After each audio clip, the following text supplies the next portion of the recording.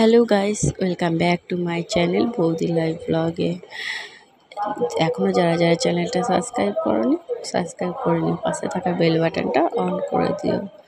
নতুন video notification দিলে যাতে তোমাদের কাছে খুব তাড়াতাড়ি পৌঁছে যায়। শরীরটা কটা দিন ধরে এত খারাপ ছিল, কোনো রকম আমি ব্লগ রেডি করতে পারছিলাম না। বিশ্বাস করো, চোখ মুখের অবস্থা দেখে তো মনে হবে যেন আমি কোনো ব্লগ রেডি করি বলে। আর দেখেছো কি অবস্থা শরীরে?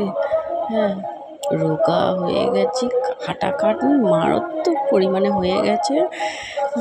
এতটা পরিমাণে, আর তার মধ্যে এখানে সারাদিন সেই হরিনাম চলছে, বুঝতেই পারছো। দেখতে মানে মানে আমি ভয়ে কথাও বলতে পারলে পর শুনতেও পারবে না, ভয়েস রেকর্ড দিচ্ছি তাতেও ওই মানে সকাল থেকে আরম্ভ হচ্ছে, রাত্রি শেষ হচ্ছে। যাই হোক, কিছু করার নেই, কিন্তু আমাকে এর মধ্যেই অ্যাডজাস্ট করে নিতে হচ্ছে।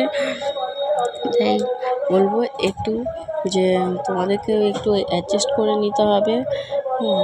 তো যাই হোক, আজকে একটু শরীরটা ফ্রেশ লাগছে, এই জন্যেই আমি একটা ব্লগ রেডি করবার জন্য চলে এলাম। তো চলো এগুলো গোছগাছ করতে থাকি, আর তোমাদের সাথে আবার দেখা হবে। দেখি নেক্সট কাজ কি থাকে। এত ঘামছে না, ওষুধগুলো প্রচণ্ড গরম।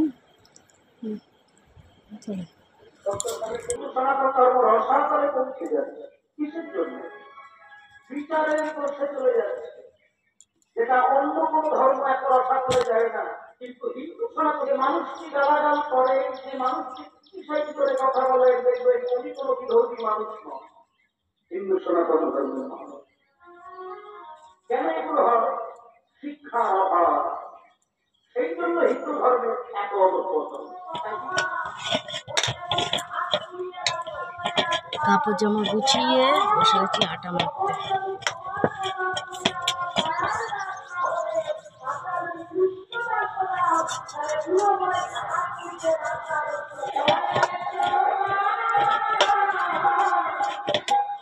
আটা মাখা হলো, এখানে সবজি কাটা হয়ে গেছে। এটা ওগুলো হচ্ছে রাত্রের রান্না।